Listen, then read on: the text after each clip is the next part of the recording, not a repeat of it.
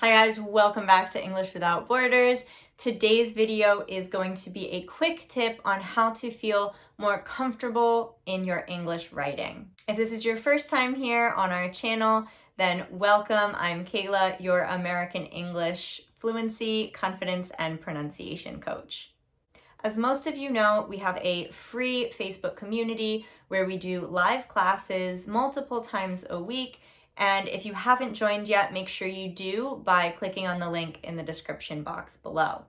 Now, in these free classes, we normally discuss speaking topics, right? It's something that we often don't talk about in typical educational settings, like in a classroom or at university. It's a different feeling confident when speaking and using practical language rather than only academic language, right? So we often talk about speaking, but I've recently received a lot of requests to talk a bit about writing as well, perhaps some writing tips. So here is something really quick and simple that you can do every day to feel more confident and comfortable when writing in English.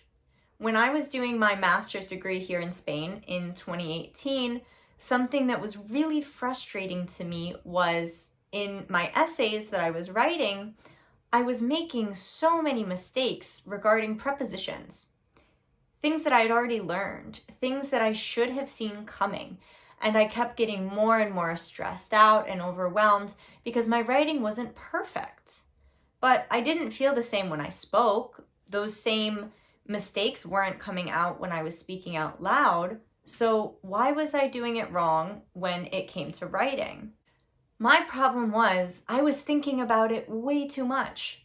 I was only using Spanish to talk about professional things, academic things. I wasn't making on paper that connection between my emotions and the thoughts I wanted to express and the words that were coming out when I was typing them or writing them. But in my day-to-day conversations where I felt more comfortable, I had those emotional connections, I wasn't making those same mistakes. It felt easier and things just flowed from me naturally the way they were supposed to. So if writing essays in English stresses you out, it's not necessarily writing more essays that may help you feel better. That practice will help you find confidence because practice makes perfect, as we say in English.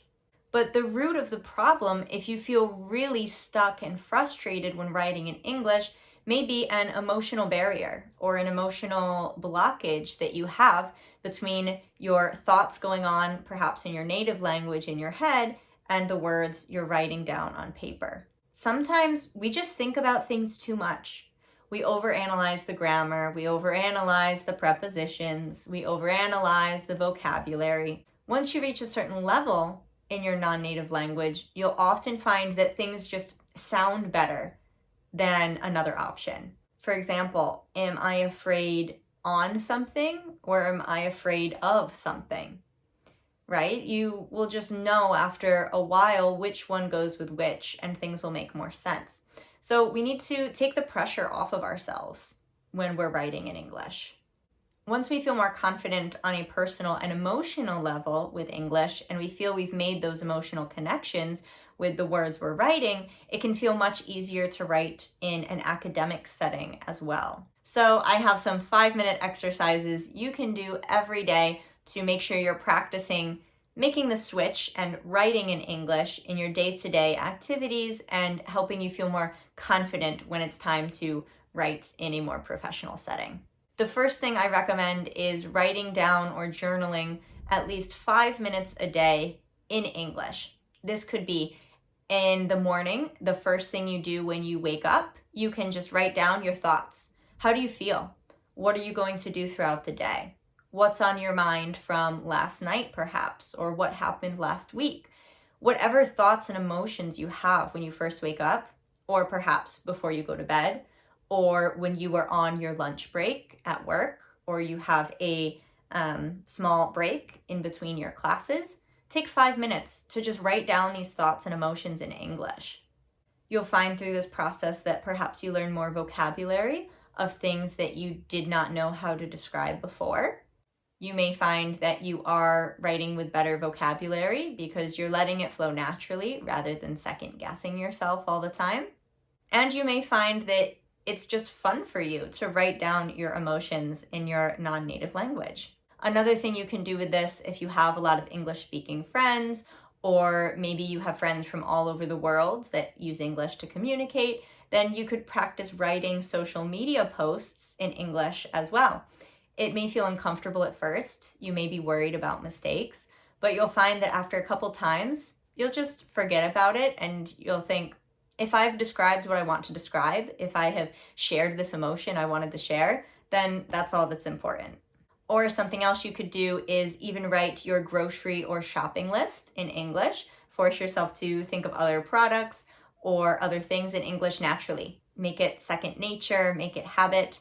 Or if you are in class and class is conducted in English, or you're living an experience in English and you want to take notes, invite yourself or encourage yourself to write down those notes in English and avoid the temptation to quickly scribble things in your native tongue. All right, that's my quick recommendation for something you can do every day in just 5 minutes to start to feel more confident and make those emotional connections between you and the English words that you put on paper. Please let me know if this tip helped, and if you would like more writing tips in the future on our channel, let us know in the comments below.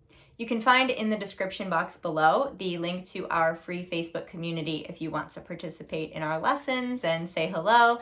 You can also make sure you subscribe to our YouTube channel so you don't miss any of our video lessons, and check out our Patreon page where you can find extra access to English learning materials from me. That's all for today, guys, and I will see you soon. Until then, as always, happy learning.